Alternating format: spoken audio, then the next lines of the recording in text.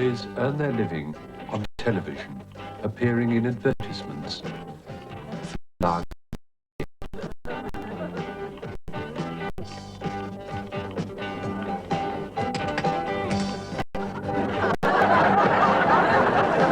Mr. Garrett to see you, sir. Right, show him in, Carol, please. Thank you.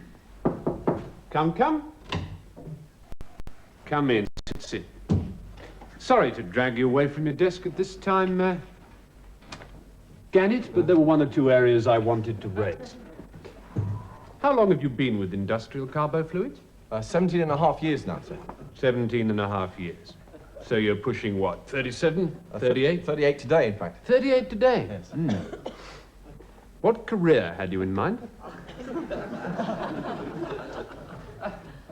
Well, I'd rather envisage staying here, sir. Till I retire. Yes. Never thought of stretching your wings, eh? Flying the coop? Gannett? Well, I'm more than happy here, sir. As are we all, Gannett. As are we all. Do you mind if I call you Gannett? No? Good. Well, I won't mince around the bush any longer.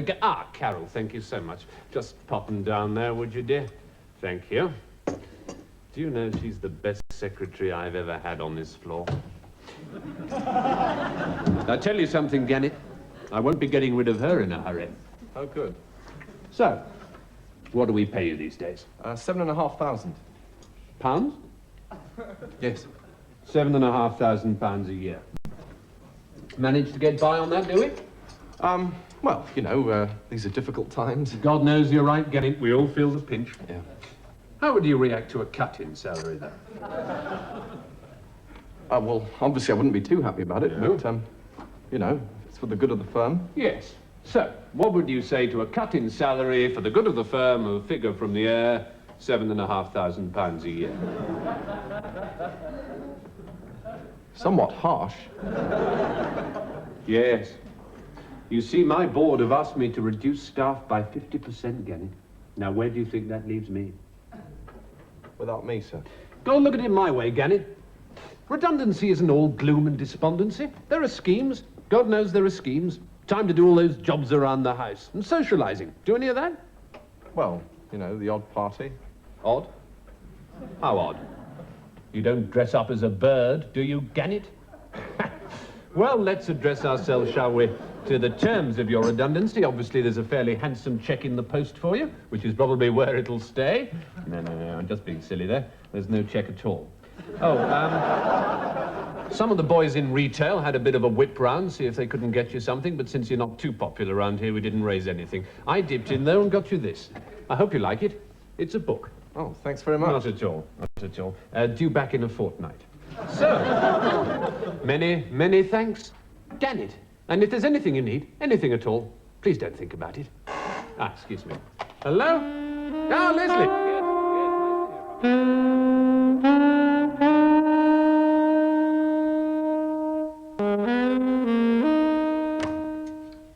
So, well, here we go. There we go. So, Roger, I expect this is your first night in student digs, is it, love? Huh? Well, actually, it's my first night away from home anywhere, actually. Is it, dear? Oh. Well, look, I've made you a nice hot drink to settle your tongue. Would you like a hot drink? Ted and I always have one before we go to bed. A hot drink, that is. Drink. Take your notice, Roger. Ted's only teasing. We always make love as well, of course, but you can see that for yourself. Oh. Roger, that's a nasty sore patch you've got on your lip there. I hope this hot drink isn't going to be uncomfortable on your sore patch, because it really is a very hot drink, and that looks like a very sore patch, so you better blow on it first. The hot drink, that is. Take no notice, Roger. Ted's only teasing. Of course, you can blow on your private parts as well, if you so desire, but on second thoughts, Roger, blowing might crack that sore patch. You know how inflexible they are. Ted, blow on Roger's hot drink for Roger, save him cracking his sore patch. Excuse me, do you think I could have a sip? Who are you? Why are you crawling out of our television set? I'm part of a pilot program from the first ever live cable channel. So, what do you want to watch? Yes. What do you want to watch? Oh, The wrestling. Wrestling? Right. So, Ben-Hur. Look, I thought you wanted to watch the wrestling. I was enjoying the wrestling, Ted. Well, let's put it back to the bloody wrestling then. I do wish you two would make your minds up. Right, wrestling. Or a bit of comedy. No, Ted, think of Roger. If he likes, he might crack his soul patch. Oh, Roger, are you enjoying your hot drink, love? Eh? Yes, thank you very much, Mrs. Country. Well, Roger, first day at college tomorrow. A big day for you. Yeah. Look, is anybody watching this? Or shall we have it off? You see, Ted? And that's what cable brings into the home. Oh dear, oh dear, oh dear. Oh dear, oh dear, oh dear, oh dear. Oh dear, oh dear. Something the matter, officer? Well, looks like I'll come just in time, doesn't it? Well, you missed the wrestling. Phew, you old people make me weep. We're not old. Oh, you've only fallen for the old cable con, ain't you? Eh? Couple of plausible villains crawl out the cable socket in your wall, emerge from your telly, you take them on trust, don't even ask for a test card. And before you know what's happened, the silver's gone and the sideboard's full of poo, eh? They're escaping. Oh, yep. Gotcha. Oh, Lord, blimey. Quick, out to change the channel.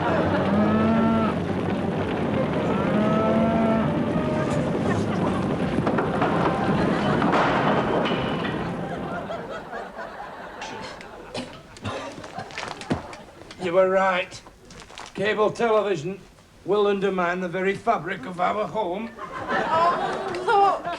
Roger's cracked his soul patch. Hey, lads, you fancy a takeaway?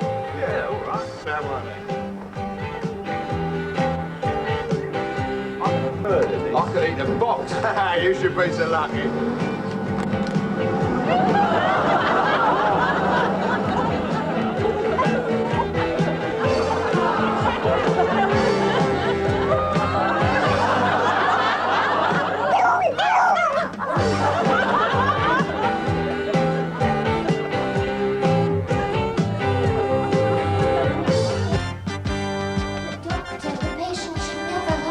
But I'm Dr. Quentin de Quincy, fine features, silver temples, and an enormous private practice. What am I, nurse? Your God, Ruddy God. Stop it, nurse. I'm not doing it, Doctor. It's the baby. Pity, I like to hear a woman scream. Now listen here, you baby. I'm a private doctor. That means better. You understand better.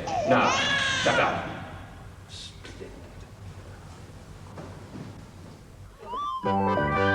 This mother was protected by Bupa, a happy birth when she wanted it. This mother had to wait 25 years for the NHS to get around to her. Bupa puts the class prejudice back into being in.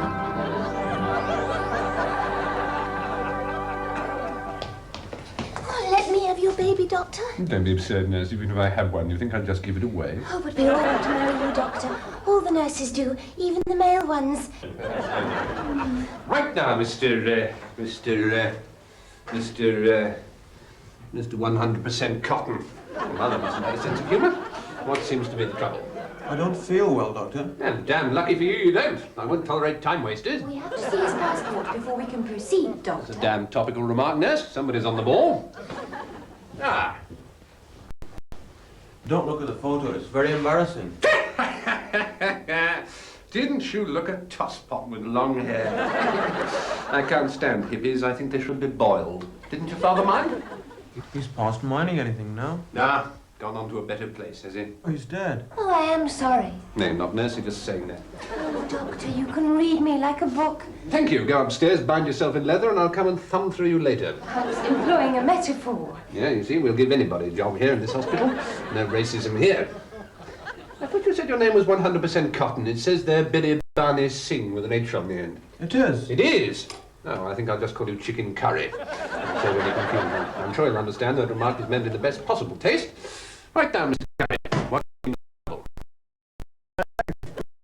ruddy expert these days, aren't they? Been watching Tomorrow's World, have we? It's your head, man. It's bandaged up like an Egyptian mummy. I'm a Sikh doctor. Well, I realise you're a Sikh man, or you wouldn't have been here. Why are you talking Italian, miss? That's the largest cervical cancer I've ever seen. And now we devote the rest of the programme to a filmed report on the current festival of Eurodance at the Body Shop part of Peterborough's new workplace and day centre. One of the most exciting groups to have emerged is the Strom Theatre Dance Theatre from Strom, under the direction of the much-noticed Padura Copa Sangue. Ranulph Whiteshaft managed to catch up with them in rehearsal at the happening space of Peterborough's new Community Care Centre. We talked first to Peterborough's complex director and arts amenity administrator, Simon Newby. Does he see this visit as being a shot in the arm for Peterborough's cultural expansion? Yes, surely we were all very excited when the chance arose for the Strom Theatre Company to come and share our facilities during the period of the festival. I like what they had to offer me. They like what we had to offer them. And I was able to turn around to them and say, yes, look, we can do business here, all right? It's something new and exciting in Peterborough, certainly. Not that Peterborough needs anything new and exciting, no way. There's enough that's new and exciting in Peterborough to keep us all off the streets for many a good long year.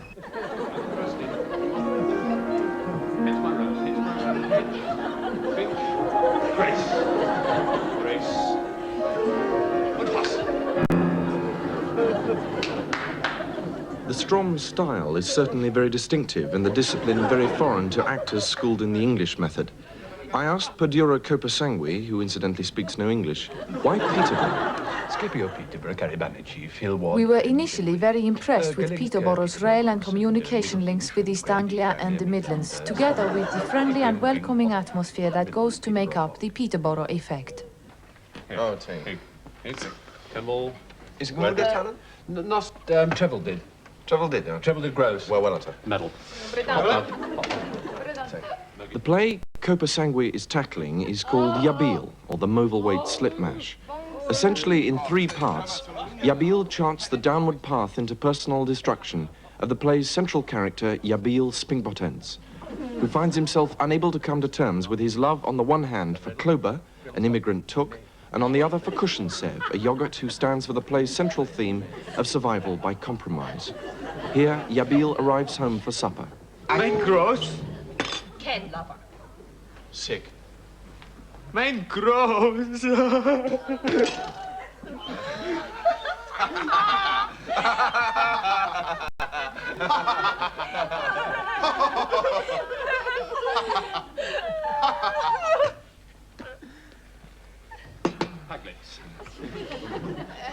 Librea Mooney has been with the Strom Company for more than 12 years. What does she feel that Yabil has to offer a British audience? Polyps. Peterborough is a center of cultural growth. That is why we are here. Main gross. Main gross. Main gross. A lot to offer, certainly. But how do the people of Peterborough react to the new dramatic discipline that the Strom Theatre embodies? Simon Newby. Even now, we are finalising preparations for our own tour in the autumn of Strom, when we'll be presenting them with our Rumpelstiltskin. Though, of course, as you probably know, Peterborough is twin community, not with Strom as such, but in fact with Hevel Spending. And are the facilities over there on a par with those here in Peterborough? Ranulph, I could talk to you all year about Peterborough's community.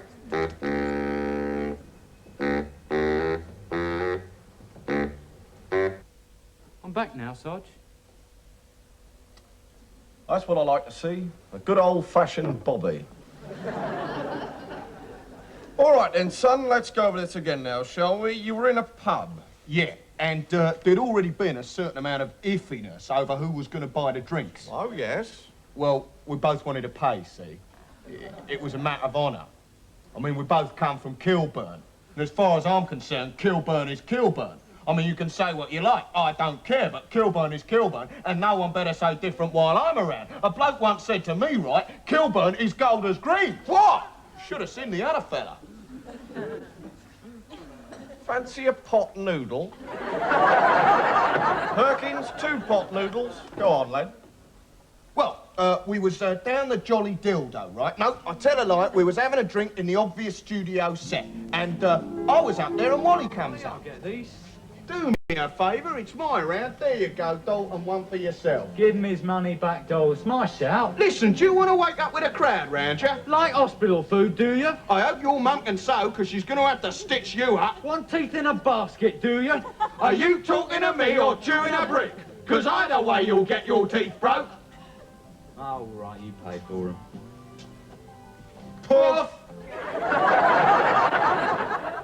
I did tell you I come from Kilburn, didn't I, Sarge? Not bad, is it? Not like food at home, though. I reckon my missus cooks up the best pot noodle in Britain. Do you know how many I have of an evening? 6. 2 of each flavour. And on a plate, not out of a pot. Can't touch my missus. I'll tell you what, though, lad. I can. I can touch her anywhere I like, I can. Anywhere I like, I can touch her, and I'll tell you what, though, lad. I do. I'll bet you do, Sarge. What? I like you, lad. Perkins, 2 more. Prawn Provençal flavour. By the way, Sarge, what is the charge?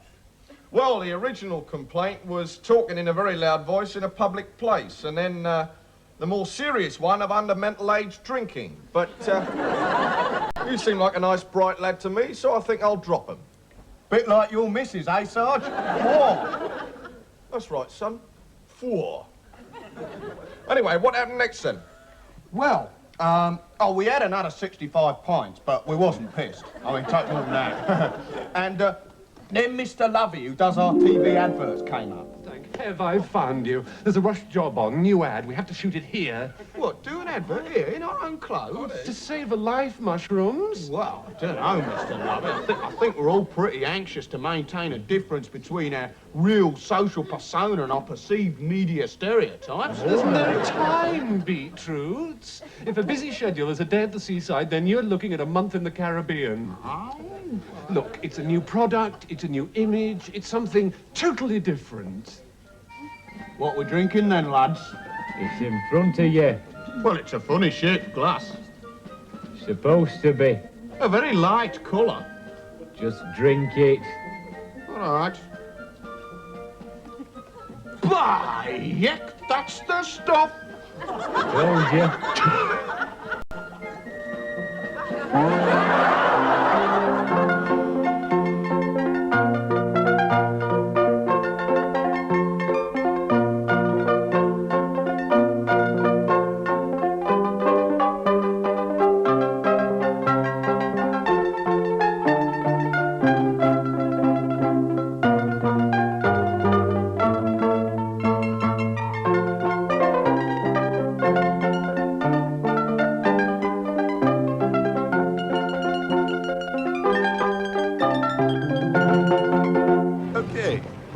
£1.50. So, if you take that off the £25, that means you owe me £23.50. Hey, congratulations, you just got yourself a great insurance policy.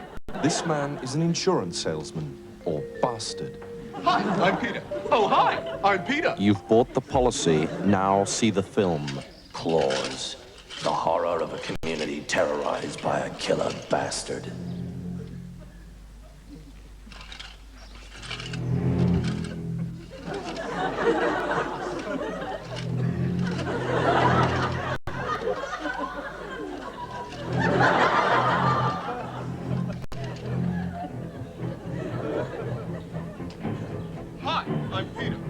What do you think would happen if you died tomorrow? It seems so stupid for just a few pounds. Will your kids say, why are we so poor since Daddy went to heaven? Only this morning I drove past the... Insurance salesmen are the pot noodles of the human race. You will try them once and wish you hadn't.